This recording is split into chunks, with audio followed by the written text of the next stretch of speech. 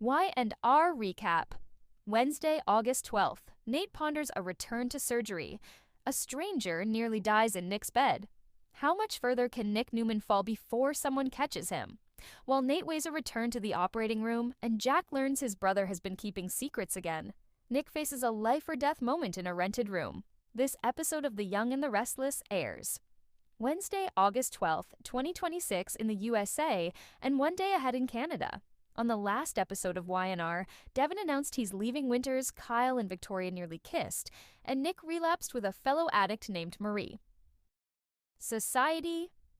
Abby struggles to keep up with Devin's sudden career change. Abby is on the phone with Lucy wrapping up a call about Dominic. When she hangs up, Devin comes up and says that he's just come up with a new bedtime story for Dominic, featuring a magic school where every kid's dreams come true.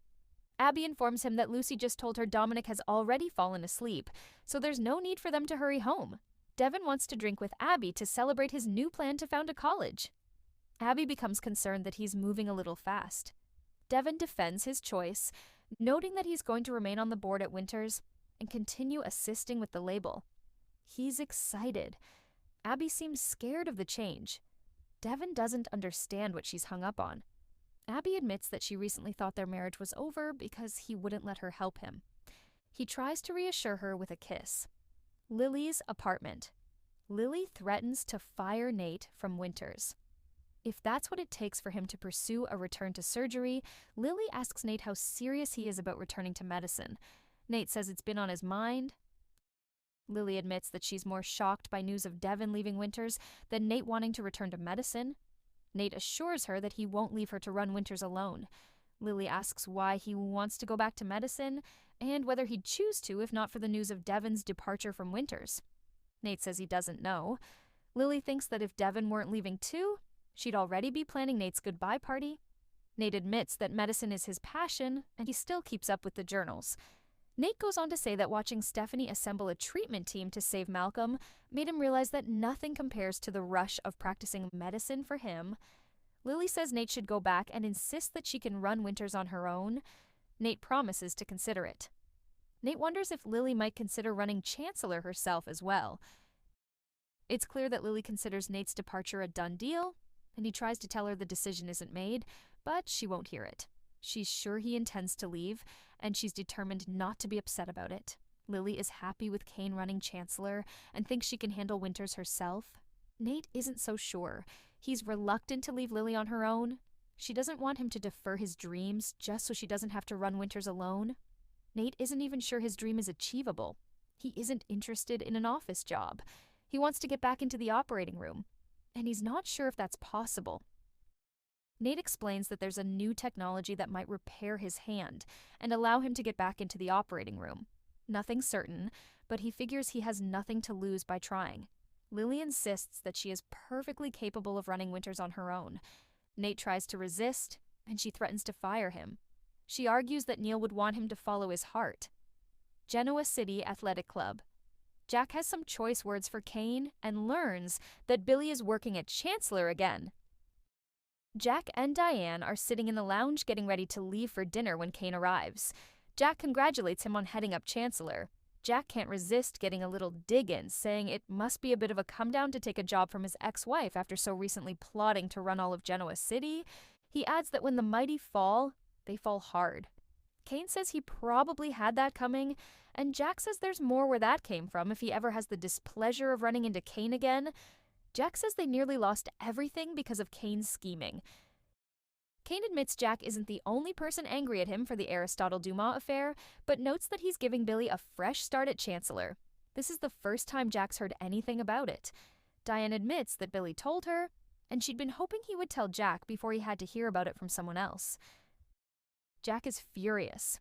Billy had promised him he was through obsessing over Chancellor. Kane admits that Billy has found some new obsession in Chancellor, a wild goose chase which Kane expects to go nowhere. He directs Jack to get the details from Billy. Kane adds that Jack can warn Billy that his patience is limited, and he'll cut Billy loose if he can't follow Kane's instructions. Kane wishes them a good night and turns toward the bar as Jack and Diane leave. Nick's motel room, Nick's night of passion. With a stranger ends with an ambulance and a humiliating phone call to Sharon. Nick and Marie are undressing each other on his bed, getting down to business. Marie doesn't stir after they've finished. Nick tries to wake her, gives up, and gets dressed. He stumbles toward the bathroom and spends some time at the mirror washing his face and thinking about his situation. Nick puts on his jacket and writes Marie a note, saying he hopes she finds her way out of this life. He tries to wake her once more before leaving and realizes that something's really wrong with her. Nick begins to freak out and tries to shake her awake, begging her not to do this. He attempts some chest compressions and she jolts awake asking what happened. Nick explains that she stopped breathing and almost died and insists on getting her to the hospital. Marie says he should just let her die, insisting that she wants to die. But Nick says that's not happening. Nick grabs his phone and Marie knocks it from his hand, insisting that he can't save her and demanding that he leave her alone. Marie admits that she doesn't want to go to the hospital because they will call her husband and she doesn't want to deal with him. Marie doesn't want everyone to know how far she's fallen. She demands that Nick leave her alone and worry about his own life. She doesn't think he has any business riding to her rescue. Nick insists that he has to help her for both of them. He apologizes, but picks up his phone to call for help. Soon enough, Nick is standing in the doorway of his room, watching the paramedics load Marie into an ambulance. He shuffles back inside and closes the door before lying down on the bed to cry. Eventually, still crying, Nick picks up his phone to call Sharon. He admits he's in bad shape and says he needs her to come get him. Society. Diane is troubled by Jack's friendship with Nikki, but furious that Nikki has taken Victor back. Devin isn't upset with Abby's attitude. He blames himself for making her doubt their relationship in the first place. Abby says that if he's excited, then she's excited too. Jack and Diane arrive for dinner, and Abby and Devin are both excited to see them. Abby is concerned about Jack's recovery from his stabbing, but Jack insists everything is going well. Abby insists on comping their dinner, and Jack finally agrees. Jack and Diane head off to find a table, leaving Abby and Devin alone, and Abby gives Devin a proper kiss. At their table, Diane and Jack turn to discussing Billy's new job at Chancellor. They wonder what secret he's trying to unearth. Diane is sure that Billy's gone off the deep end over Chancellor again. She says it would explain why he's only visited Jack once since Jack left the hospital. She thinks Chancellor is like a drug to Billy. Jack promises to talk to him, but moves on to tell Diane about Nick checking out of rehab. He says Victoria is afraid Nick is back on drugs. This is the first Diane has heard about Nick getting hooked on drugs, and she realizes that Jack must have heard about it from Nikki. Jack detects Diane's discomfort over his friendship with Nikki and assures her that she, and no one else, is his best friend before admitting that, yes, he first heard about all this from Nikki. He adds that Nikki asked him to be Nick's sponsor, and he agreed, but Nick never followed up with him.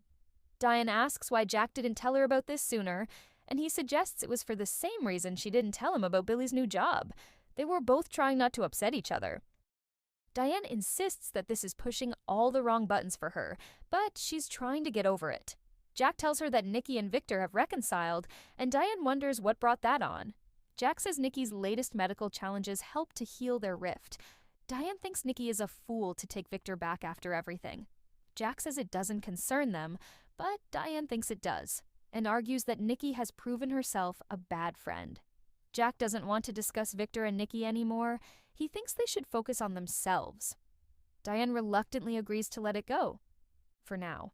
Diane feels terrible about Nick's situation, and Jack doesn't like it either. Jack hopes Nick can make the right choice and pursue recovery. Nate's apartment, Devin is thrilled that it might be possible for Nate to return to performing surgery.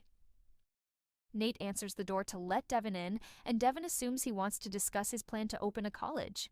Nate admits he was a little thrown by the news. Nate has nothing but good things to say about Devin's change, which isn't what Devin expected to hear. Nate admits that he has other things on his mind. He had his own news to share. He tells Devin that there may be a way for him to return to surgery. Devin is surprised to hear that there's a chance Nate could get back into the operating room. Devin is overcome with guilt, discussing Nate's injured hand, recalling that he was the one who injured it. Nate insists that he's long since forgiven Devin for the fight that disabled his hand. Nate argues that he was just as much to blame for that conflict as Devin was. Devin asks where Lily stands on all this. Nate admits that Lily threatened to fire him if he wouldn't leave to pursue his dream. Nate asks if Devin thinks he's being foolish.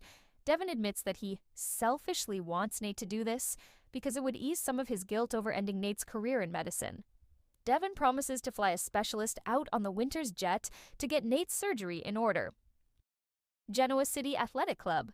Lily resolves to run Winters on her own and leave Chancellor in Kane's hands. Lily enters to find Kane, who greets her as boss. She objects to him calling her that. Kane argues that she's his boss at work and the boss of his heart, so it's only appropriate. Lily complains that she's had a weird night and needs a drink, so Kane pours one for them both and asks about it. He notes that she looks happy, and she admits that she is. Lily thinks her news will have a huge impact on everyone they know. Kane is surprised to hear that both Devin and Nate announced their plans to leave Winters in one night. He notes that Lily seems calm about it. Lily doesn't know how else she's supposed to react. She thinks this is good news and insists that she has no regrets.